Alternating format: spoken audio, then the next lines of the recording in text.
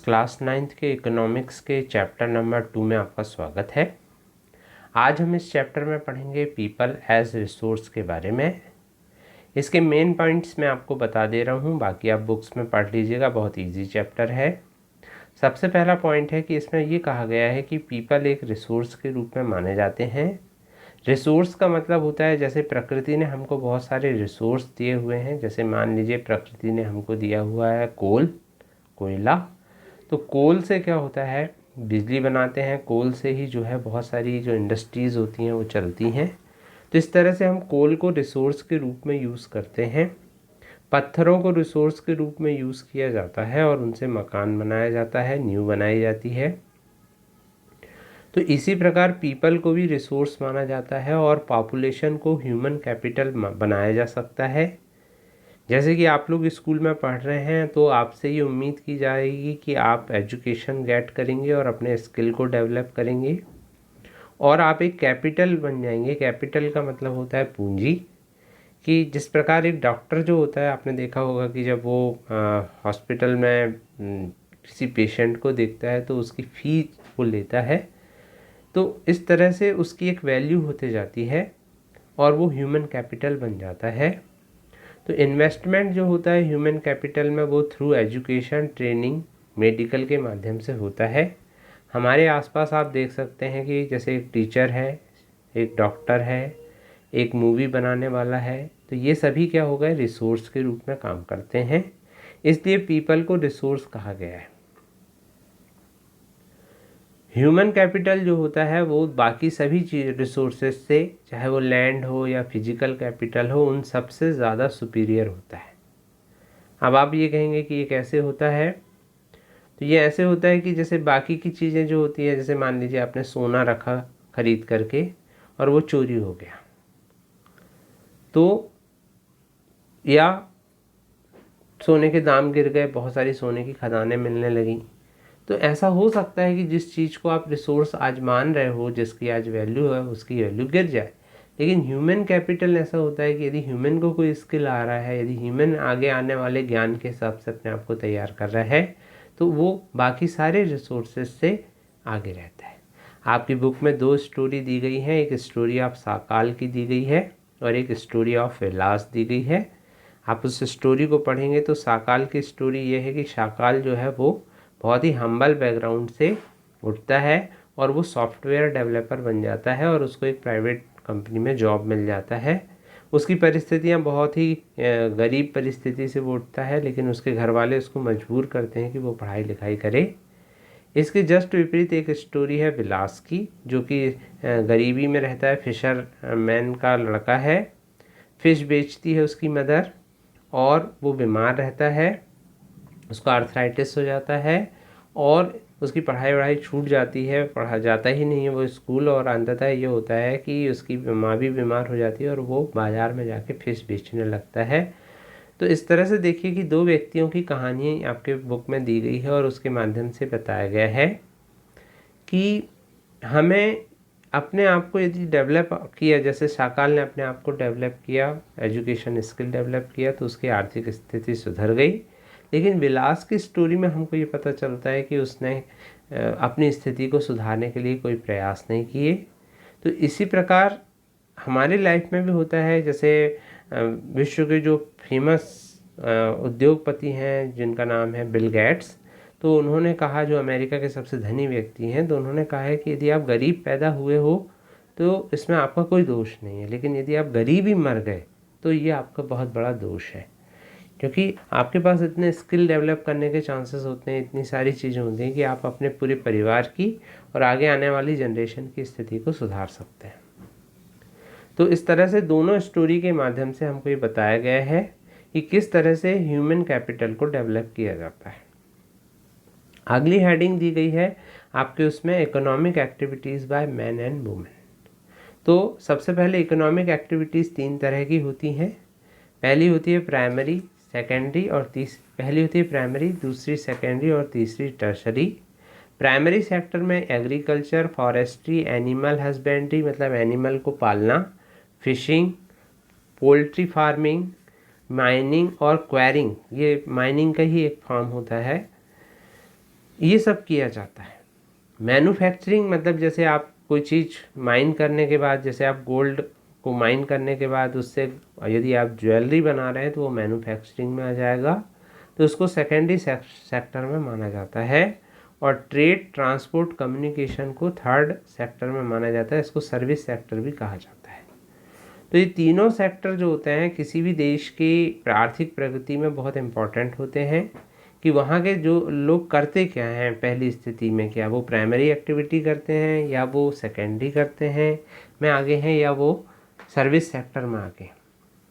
तो कुछ देश जो होते हैं वो प्राइमरी सेक्टर में बहुत अधिक काम करते हैं, जैसे हमारा देश जो है उसमें अधिकतर जो लोग हैं वो एग्रीकल्चर करते हैं। तो हमारे देश में प्राइमरी सेक्टर जो होता है वो काफ़ी महत्व रखता है। अभी हम मैन्युफैक्चरिंग सेक्टर और सर्विस सेक्टर में धीरे धीरे आगे बढ़ रहे हैं और विश्व में अपना स्थान बना रहे हैं। तो इसमें इसके बारे में बताया गया है। ये एक पिक्चर दिया हुआ है, इसमें बताया गया, देखिए ऊपर जो ट्रैक्टर लेकर के वो एग्रीकल्चर का काम कर रहा है वो प्राइमरी हो गया, फिर फैक्ट्रियों में मैन्युफैक्चरिंग हो रही है तो वो सेकेंडरी हो गया, और ट्रांसपोर्टेशन के माध्यम से माल को इधर उधर पहुंचाया जा रहा है तो वो टर्शरी हो गया। तो ये क्वेश्चन आ सकता है आपको कि भाई तीनों एक्टिविटीज़ के बारे में आप बताइए। फिर अगला क्वेश्चन है कि इकोनॉमिक एक्टिविटीज़ के दो पार्ट होते हैं, ऐसा आपकी बुक में दिया हुआ अगला पॉइंट। तो एक होती है मार्केट एक्टिविटी और एक होती है non market activity. Market activities involve remuneration to anyone who perform activity perform for pay और प्रॉफिट, जो पे और प्रॉफिट के लिए की जाती है, जैसे production of goods, services, government की सर्विसेज। और नॉन मार्केट एक्टिविटी जो होती है वो सेल्फ कंजम्पशन के लिए की जाती है। सेल्फ कंजम्पशन का मतलब होता है जैसे कि जो किसान है यदि वो अपनी खेती कर रहा है और वो यदि गेहूँ उगा रहा है और वो सिर्फ अपने ही काम के लिए वो बेच नहीं रहा है, सिर्फ अपने ही खाने पीने के लिए वो यूज़ कर रहा है, तो इसे हम बोलेंगे नॉन मार्केट एक्टिविटी। तो हमारे यहाँ भी क्या होता है कि जो एक्टिविटीज़ होती हैं जैसे मैन और वुमेन की एक्टिविटी होती है, तो हमारे समाज में मैन की एक्टिविटीज़ को तो बहुत महत्व दिया जाता है, पर महिलाएं जो होती हैं वो घर का बहुत सारा काम करती हैं जिसकी कोई वैल्यू नहीं की जाती और ना ही उसको किसी चीज़ में शामिल किया जाता है। तो यही अगला पॉइंट है कि due to historical and cultural reason there is a division of labour between man and women in family. Majority of women have meagre education, बहुत सारी महिलाएं जो हैं उनका मीगर एजुकेशन होता है, मतलब बहुत कम एजुकेशन उनको दिया जाता है और कोई स्किल फॉर्मेशन भी नहीं किया जाता उनमें। तो इस तरह से हमारे देश की आधी जनसंख्या, क्योंकि लगभग आधी महिलाएं हैं, तो वो जो है ह्यूमन कैपिटल नहीं बन पा रही हैं, या अब तो खैर बनने लगे, अब तो उनको शिक्षा दी जा रही है, लेकिन अभी भी कई ऐसे इलाके हैं, अभी भी समाज का कई ऐसा पक्ष है जो वुमेन के घर के कामों को कोई इम्पोर्टेंस नहीं दिया जाता उनमें। और इवन ये भी होता है कि कई जगह वो यदि काम करती भी हैं तो उनको कम पेमेंट दी जाती है मैन की तुलना में।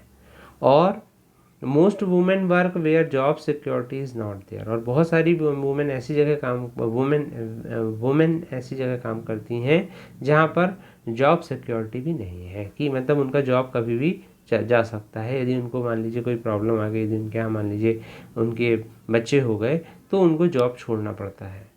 फिर उसके बाद आता है अगला पॉइंट, क्वालिटी ऑफ पॉपुलेशन। तो ये सब ह्यूमन कैपिटल के अंतर्गत हम पढ़ रहे हैं कि ह्यूमन कैपिटल को हम कैसे बना सकते हैं। तो quality of population depend upon literary rate, health of a person indicated by life expectancy and skill formation. तो जो क्वालिटी है पॉपुलेशन की, अब ऐसा नहीं कि किसी देश का अभी तक क्या होता था कि पॉपुलेशन को अधिकतर लोग ये मानते थे कि लाइबिलिटीज़ है।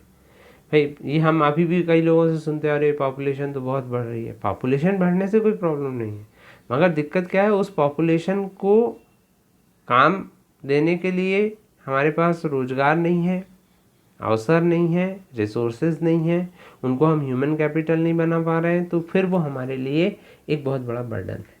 तो यहीं ये बात हो रही है कि क्वालिटी ऑफ पॉपुलेशन में ये डिपेंड करता है कि किसी भी देश का लिटरेसी रेट क्या है। लिटरेसी रेट का मतलब है कि वहाँ कितने लोग शिक्षित हैं, वहाँ की हेल्थ कैसी है लोगों की, और उनकी लाइफ एक्सपेक्टेंसी क्या है, मतलब वो कितने लंबे समय तक जीवित रहते हैं या जल्दी ख़त्म हो जाते हैं, और उनकी स्किल फॉर्मेशन क्या है। ऐसा तो नहीं कि वो प्राइमरी एक्टिविटी ही करते रह जाएं और कुछ नया काम ना करें। तो इसलिए यहाँ पर ये ध्यान देना ज़रूरी है कि ह्यूमन कैपिटल फॉर्मेशन के लिए तीनों सेक्टर्स में स्किल डेवलपमेंट होना ज़रूरी है, चाहे वो प्राइमरी सेक्टर हो, चाहे सेकेंडरी हो, चाहे टर्सरी सेक्टर। तो इसमें सबसे इम्पॉर्टेंट जो रोल होता है वो एजुकेशन का होता है। It open new horizon for us and provided new aspiration and developed value of life. It enhances, education क्या करता है, एनहांस करता है national income, cultural richness and increases the efficiency of governance. There is a provision made by providing universal access, retention and quality in elementary education with a special emphasis on girl. तो government भी क्या करती है कि आजकल आपने देखा होगा नवोदय विद्यालय, केंद्रीय विद्यालय, सर्व शिक्षा अभियान, मिड डे मील प्रोग्राम, तो ये सारे प्रोग्राम इसलिए चलाए जाते हैं ताकि बच्चों को पोषण मिले और देश की जो जनता है वो ह्यूमन कैपिटल बन सके। इसलिए गवर्नमेंट इतने ज़्यादा मतलब एफर्ट करती है एजुकेशन के थ्रू। तो हम देख सकते हैं हमारे यहाँ का लिटरेसी रेट क्या है। आप देख सकते हैं कि 1951 में यहाँ पर आप एनालिसिस कर सकते हैं इसका, इस ग्राफ का, और इसमें आप देख सकते हैं कि 1951 में हमारे यहाँ देखिए कि जो ब्लू वाला पार्ट है वो पर्सन के रूप में बता रहा है, लेकिन जो रेड वाला पार्ट है वो मेल का एजुकेशन बता रहा है और फीमेल का एजुकेशन ग्रीन वाला पार्ट बता रहा है।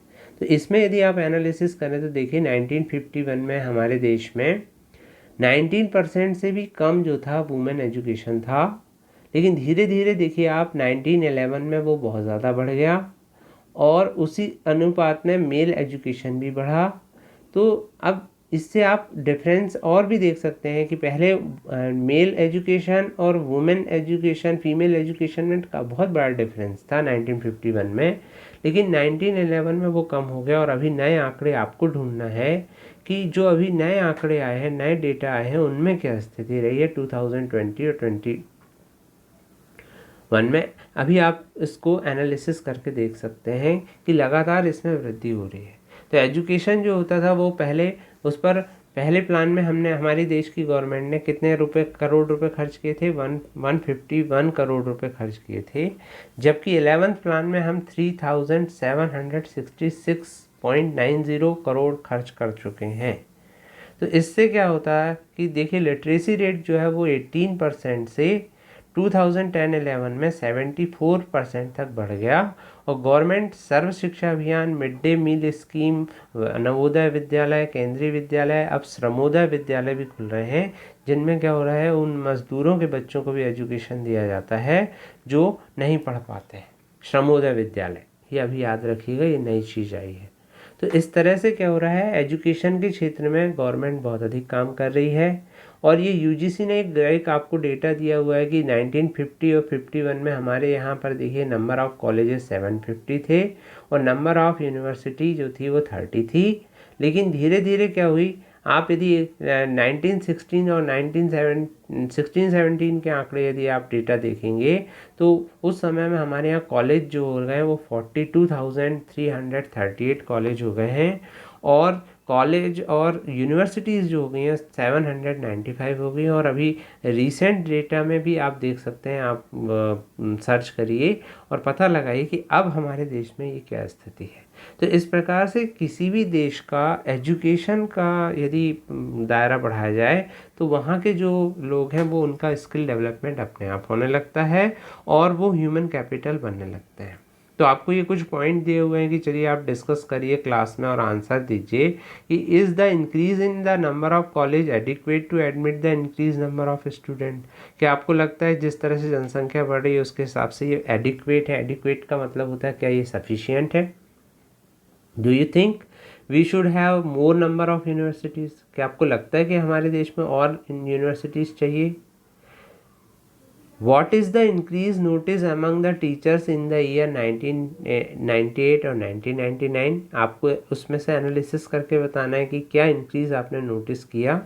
And what is your idea about future college and universities? और आपको क्या लगता है कि भविष्य में और कॉलेज बढ़ेंगे या घटेंगे?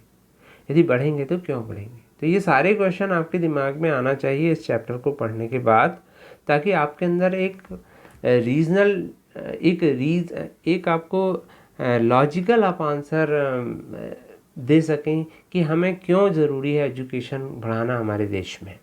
जहाँ लोग कह रहे हैं कि शिक्षा के कारण तो बेरोज़गारी आती है और शिक्षा होने के बाद तो लोग बेरोज़गार हो जाते हैं, लेकिन हम शिक्षा केवल रोज़गार के लिए नहीं, हम शिक्षा स्किल डेवलपमेंट के लिए, अपनी समझ डेवलपमेंट के लिए गेन करते हैं। तो क्या ये बढ़ना चाहिए, ये इस पर आपको विचार देते आना चाहिए, डिस्कशन करते आना चाहिए। फिर अगला पॉइंट आ गया, तो एजुकेशन से हमने देखा, हमने साकाल के भी जो स्टोरी थी उसमें भी ये देखा, आपकी बुक में लिखा हुआ है बार बार साकाल और उसकी स्टोरी आ रही है, तो उनमें हमने देखा कि दोनों की साकाल और विलास की स्टोरी में कि साकाल जो था उसका एजुकेशन के कारण उसके जो फैमिली बैकग्राउंड था वो अचानक से चेंज हो गया, जबकि विलास के साथ ऐसा नहीं हुआ और उसकी पुअर हेल्थ ने उसको उसकी फैमिली को और तोड़ दिया। तो अगला पॉइंट आ रहा है हेल्थ। जैसे अभी आप देख रहे हैं कि इस समय में हमारा देश जो है कोविड जैसी बहुत बड़ी डिफ़िकल्टी से जूझ रहा है, हमारा देश ही नहीं पूरा विश्व जूझ रहा है। तो इस समय में हमें सबसे ज़्यादा ज़रूरत जो है वो हेल्थ की है, हेल्थ केयर की है। तो health of a person help him to realise his potential and ability to fight illness. he or she will not be able to maximize his output or to overall growth of the organization। अब भाई ठीक है, आप बहुत educated हैं मगर आपकी health अच्छी नहीं है तो फिर आपका मन ही नहीं लगेगा काम करने में। India has built a vast health infrastructure and has also developed the manpower required at primary, secondary and tertiary sector in government as well as in private sector।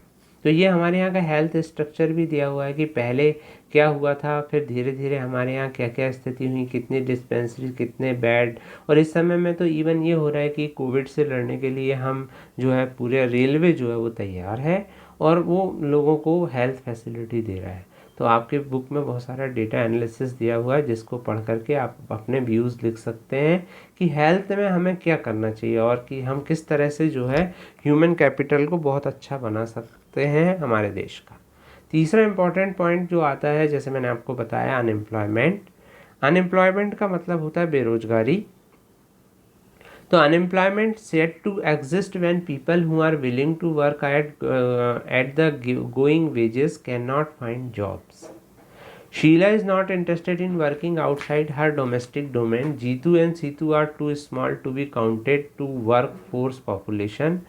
तो इस तरह के केस जो हैं, जैसे शीला का केस दिया या कोई ऐसी महिला है जिसके छोटे बच्चे हैं, तो चाइल्ड लेबर हमारे यहाँ बैन है, बच्चों से हम काम नहीं करा सकते क्योंकि कई लोग बच्चों को एक्सप्लॉइट करते हैं। उनको बोले छोटा बच्चा है, पूरे दिन काम भी किया तो क्या हुआ, यदि बड़े व्यक्ति को हम 300 रुपये देंगे तो छोटे बच्चे को 100 रुपये ही देंगे। तो इस तरह का एक्सप्लॉइटेशन है। महिलाओं के साथ तो हम पहले ही बात कर चुके हैं। तो इस तरह की स्थिति जो है वो वर्कफोर्स पॉपुलेशन की हमारे यहाँ पर है कि हमारे यहाँ जो पॉपुलेशन है उसके हिसाब से रोज़गार में थोड़ा सा डिस्क्रिमिनेशन है। और कई बार क्या होता है, आदमी के पास स्किल है, आदमी के पास पोटेंशियल है, पर आदमी के पास जॉब नहीं है, इसे अनएम्प्लॉयमेंट कहा जाता है। तो अनएम्प्लॉयमेंट हमारे यहाँ पर दो तरह का है।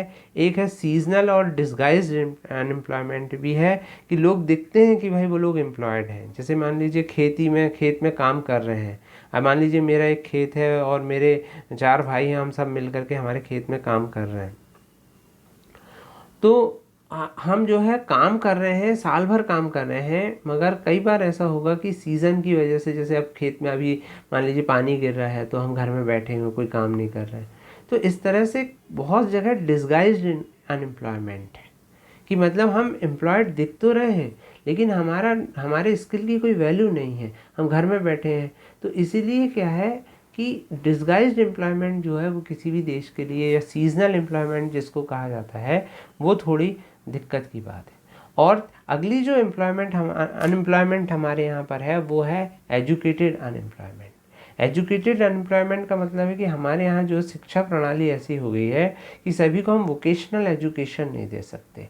वोकेशनल एजुकेशन का मतलब होता है कि कंप्यूटर से रिलेटेड या व्यवसाय से रिलेटेड या कोई स्किल से रिलेटेड, जैसे मान लीजिए आपको हेयर कटिंग की शिक्षा दी जाए, आपको टेलरिंग की शिक्षा दी जाए। इसके संबंधित एक स्टोरी भी दी हुई है आपकी बुक में कि एक विलेज की स्थिति थी कि शुरू में वहाँ पर कोई रोज़गार नहीं था, लेकिन धीरे धीरे क्या हुआ, एक व्यक्ति 2 व्यक्ति के रोज़गार में जाने से और एग्रीकल्चर मतलब एडवाइज़र बनने से पूरे गांव की स्थिति बदल गई। ये स्टोरी आप पढ़िएगा और कई लोगों को जॉब मिल गया।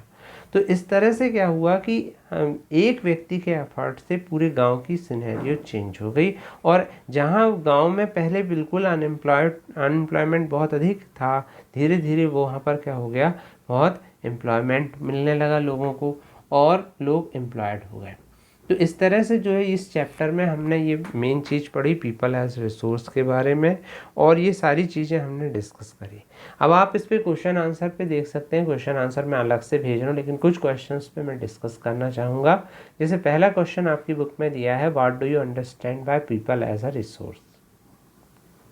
तो वही हमने लिखा हुआ है, देखिए, people can make the best use of nature to create more resources when they have the knowledge, skill and technology to do so. That is why human being are considered as a resource. इसलिए human being को resource माना जाता है।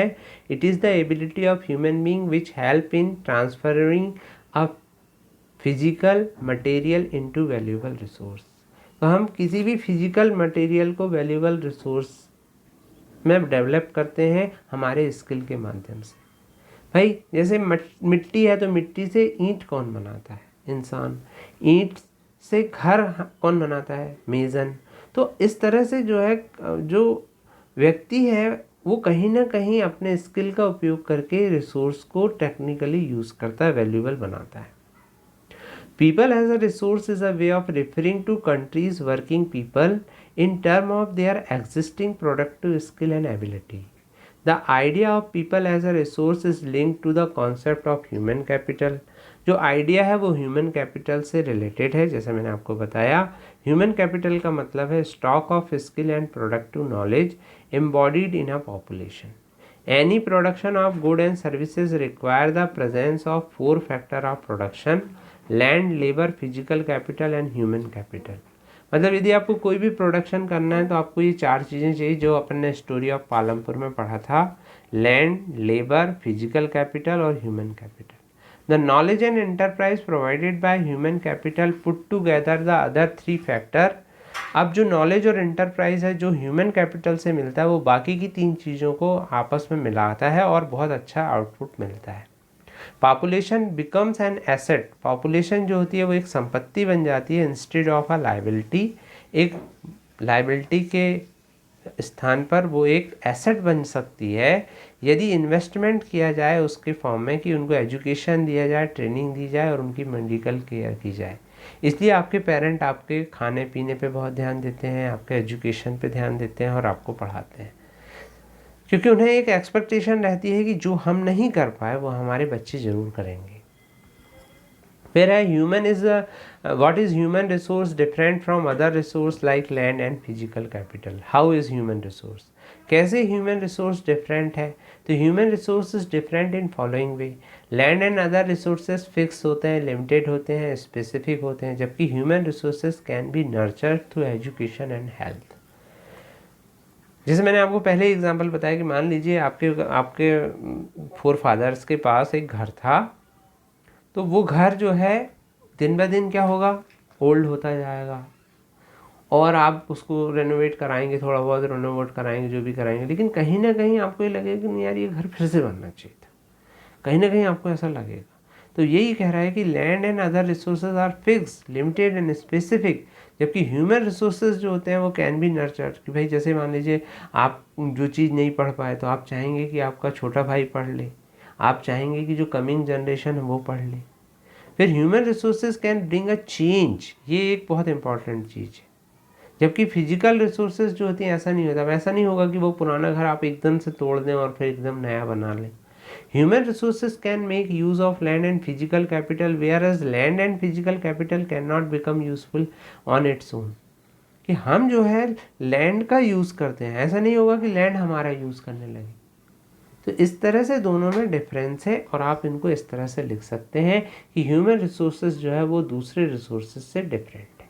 Question number 3, education का क्या role है human capital formation में? तो ये भी हम डिस्कस कर चुके हैं। Educated people earn more than uneducated people. Literate population एक एसेट होती है, एसेट का मतलब होता है संपत्ति होती है किसी भी देश की इकोनॉमी के लिए।